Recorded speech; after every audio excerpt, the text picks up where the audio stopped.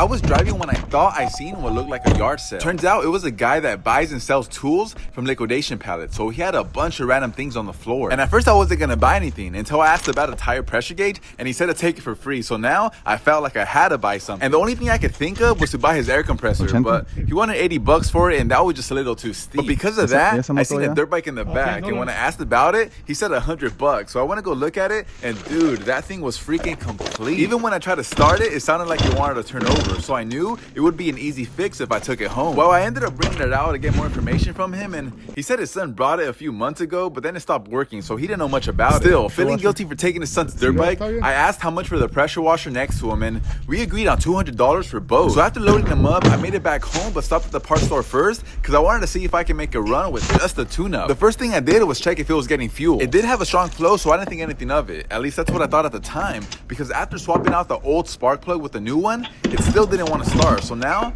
I was like, I wonder if I change out the fluid. So I drained all the transmission fluid out and poured in a new bottle, but when I tried to fill in the engine oil, I realized it didn't have a tank. Usually these bikes have an oil reservoir tank right in front of the steering wheel that mixes the oil with the gas on its own, but since this one didn't have one, that meant that someone in the past must have converted it to a pre-mixed fuel system. And if that were the case, it's very possible that the son didn't know that and filled the tank with normal gas, and that's exactly what happened because nothing but old regular gas was coming out. So after taking out as much as I can, I poured in some 32-to-1 mixed fuel, and when I tried to start it, it took a couple kicks to get it running, but eventually it fired up and stayed running. Like, dude, I seriously can't believe how easy this bike was to fix. Like, how in the world do I end up getting so lucky?